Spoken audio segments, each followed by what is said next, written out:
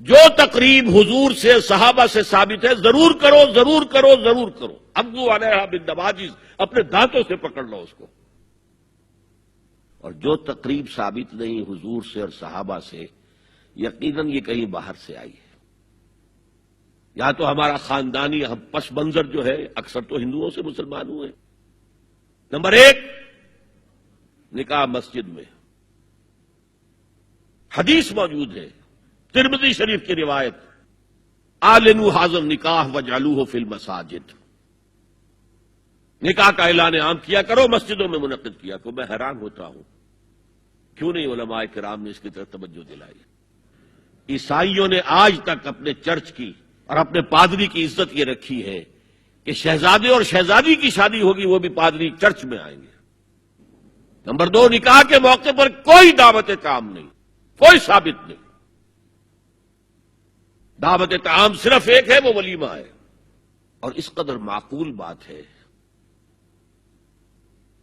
سب باپ اپنے سینوں پر ہاتھ رکھ کر سوچیں اور میری بات سنیں. کیا بیٹی کو گھر سے رخصت کرنے کا وقت جو ہے وہ خوشی کا وقت ہوتا ہے؟ خوشی نہیں ہے وہاں، صرف یہ ہوتا ہے اے سائی آف ریلیف کہ ایک ذمہ داری کا بوجھ تھا، اللہ نے آج پورا کرا دیا، اتروا دیا بوجھ. تو ان سے مرغ پلاؤ کھانا اور متنجن کھانا کوئی معقول بات نہیں ہے. معقول بات کیا ہے؟ لڑکا، اس کا گھر آباد ہوا ہے، وہ ولیمہ کرے. اس پر باقاعدہ احادیث اولبوا ولو بشاۃ، ولیمہ ضرور کرو چاہے ایک ہی بکری ہو تمہارے پاس. ذبح کرو، کاٹو، کھلاؤ گوشت اپنے دوستوں کو، احباب کو. یہاں تک کہا کہ بئس طعام طعام الولیمہ، برا کھانا ہے ولیمے کا کہ اس میں غریبوں کو نہیں بلایا جاتا. ظاہر بات ہے مسلی کھلانے کے لیے تو ولیمہ نہیں ہوتا، اپنے احباب کو، دوستوں کو بلایا جاتا ہے.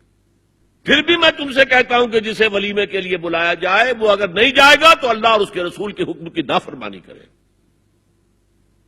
تو جس رسول نے اتنی تفصیل سے حکم دیا ہو ایک دعوت کا، وہ دوسری دعوت میں بھی خیر ہوتا میں بیان کرتا. جب نکاح مسجد میں اور کوئی دعوت طعام نہیں تو بارات کا تصور خلاص. بارات کس بلا کا نام ہے؟ قرآن میں تو کوئی ذکر ہی نہیں، عربی میں یہ لفظ ہی نہیں. اجتماع طرفین مسجد میں ہوا، نکاح ہوا. لڑکی کو، حضرت فاطمہ کو رضی اللہ تعالی عنہا، کچھ خواتین جا کر چھوڑ آئی تھی اس حجرے میں جو ایک انصاری صحابی نے حضرت علی کو دیا تھا. ان کا تو کوئی گھر بھی نہیں تھا. کوئی حضرت علی آئے ہوں اور آ کر وداع کرا کے لے کے گئے ہوں. چوتھی چیز، جہیز کا کوئی تصور اسلام میں نہیں. خالص ہندوانہ رسم، خالص ہندوانہ رسم، خالص ہندوانہ رسم. ہندوؤں میں کیوں ہے؟ وہ اس لیے ہے، معقول بات ہے کہ لڑکی کا وراثت میں کوئی حصہ ہی نہیں.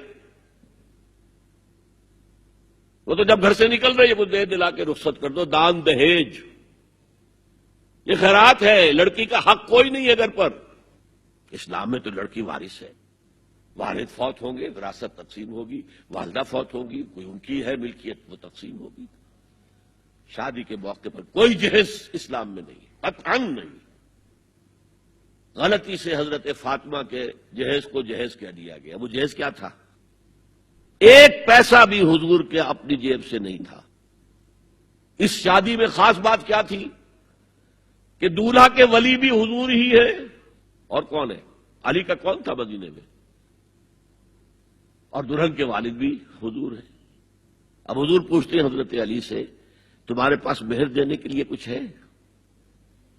عرض کیا میرے پاس تو کچھ نہیں. وہ فقراء صحابہ میں سے تھے.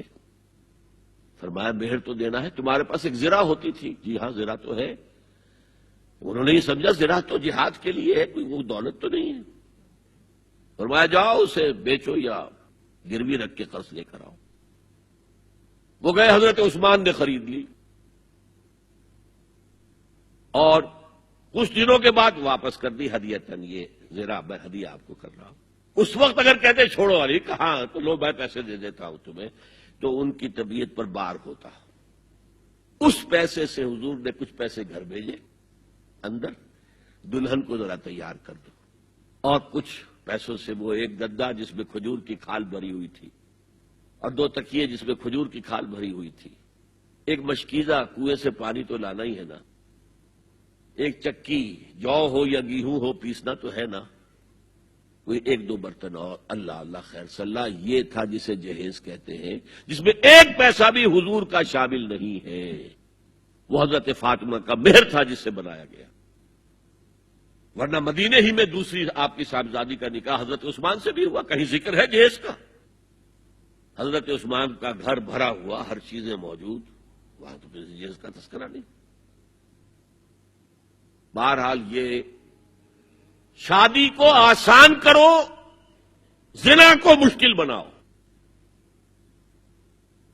یہاں شادی کے لیے 9 من تیل ہوگا تو رادھا ناچے گی، ورنہ یہ کہ بڑی ہو رہی ہے، عمر ہو رہی ہے، سب کچھ ہو رہا ہے، لیکن کچھ تقاضے تو ہے نا، آخر کچھ تو کرنا ہوتا ہے نا، آخر کچھ نہ کچھ لوگوں کو تو کھانا کھلانا ہی ہوتا ہے نا، بارات تو آخر آئے گی ہی نا، کچھ نہ کچھ تو دینا ہی ہوگا، کچھ جوڑے کپڑے، کچھ یہ۔ اسلام کا فلسفہ جو میں نے 4-5 باتیں آپ کو بتاؤں، فلسفہ یہ ہے کہ لڑکی کے باپ پر 1 پیسے کا بوجھ نہیں، اس نے لڑکی پال پوس کے تمہارے حوالے کر دیا، اب اور کیا چاہتے ہو تم؟ سارا مرد آزماں مرد آفرین، مرد کو چیلنج دیا ہے، تم مرد ہو، مہر تم دو گے۔ اور سب سے بڑھ کر کیا ہو رہا ہے آج کل بھی ہوتا ہے، وہ ہمارے ایک کچھ کام ہوتے ہیں اسلامی، وہ بھی ہے، کچھ وہی ہندوانہ پس منظر۔ نکاح کی محفل میں چھوارے کون لے کے آتا ہے؟ لڑکے والے، اور پلاؤ کن سے کھاتے ہیں؟ بھائی جس کو تمہیں مرغ پلاؤ کھلا رہا ہے وہ چھوارے نہیں بانٹ سکتا تھا؟ یہ ہے اسلام اور غیر اسلام کا امتزاج۔ چھوارے لڑکے والے لے کر آئیں گے اور پھر دعوت اڑائیں گے لڑکی والوں کی طرف سے۔